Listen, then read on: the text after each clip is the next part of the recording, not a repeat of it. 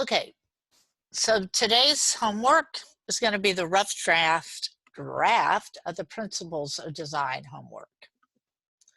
And I'm going to go over the instructions, and I really, even though you're just writing the rough draft, I highly advise that you read over the rubric, because if you get the rough draft right, then that'll mean you'll have less homework next week and you'll have to do less revising of the homework. So do this like it's the final product. The rough draft is worth 25 points. It's due on Monday. If you don't complete your rough draft, you're going to be graded on the percentage of it that's complete. So if you only complete half of it, you're just going to get 12.5 points. Now the final revision of this is worth 100 points. So wait for me, like once you send me a rough draft, wait for me to go over it and comment on it before you send me, oh, I wrote it wrong, before you send me in your revision of it. Please ignore this. So you're writing the rough draft now, you're sending it to me, I'm going to look it over, I'm going to send it back, and then you're going to revise it. So there's a big typo right here. All right. So when you do this homework, you're going to save your Word document file as your first and last name, POD homework rough draft. Only send it to me as a Word doc or Word doc X. If you send it to me any other way, it's not going to be graded. Don't send me a PDF. I can't edit a PDF. Don't send me pages. Don't send me ODT. I can't open them. You're going to submit this to me via Blackboard message. You're going to type directly into the document, the homework document. Again, refer to the rubric before submitting answers. Use full sentences, proper grammar, spelling, and sentence structure. Don't abbreviate. You're writing a paper, not texting. Proofread it before you send it to me. Don't rush through it. Don't wait till the last minute. Okay.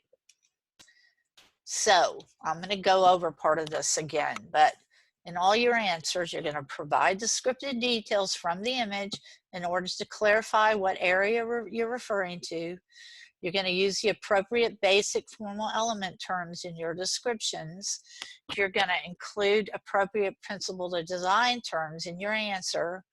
If you're describing colors, not only are you going to tell me where they are, but you're going to tell me what the color is, like if it's green, if it's saturated, if it's a saturated hue, or if it's desaturated, like a light green is a tint, a dark green is a shade of green, and a grayish green is a tone of green.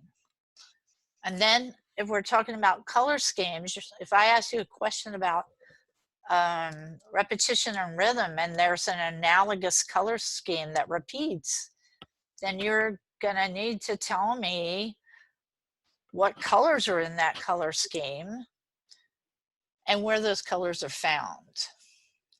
So I want you to be really clear and specific.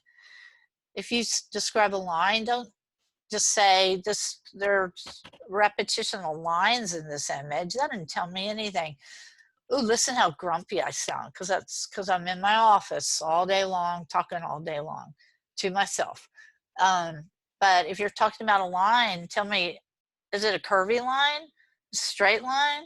Is it a directional line? Is it a line of sight? Is it an outline? Is it a implied line? What kind of line are you talking about?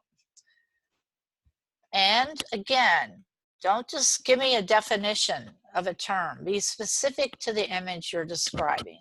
So I'm going to go over some of this. So what do I mean by include appropriate principle of design terms in your answer? If I looked at this painting and I said this painting is balanced, but I didn't tell you what kind of balance, then I wouldn't be using the appropriate principle of design term. if I said the artist wants you to look at the skull by putting it in the center, I wouldn't be using the correct principle of design term. However, if I said the artist has emphasized the skull as the focal point by placing it in the center of the image, by making it a relatively lighter value than the dark saturated blue shade and the saturated red hue that surrounds it, and by having it create a line of sight directly toward the viewer, then I would not only be using the correct principle of design terms, but I'd also be using the correct basic formal element terms, as well as just providing descriptive details as evidence. And what do I mean by descriptive detail? So for example, if I were describing comparative proportion quantity, and I said there are more directional lines than lines of sight in this painting, then that sentence would provide no descriptive details, as it tells me nothing about where in this painting those directional lines and lines of sight are found.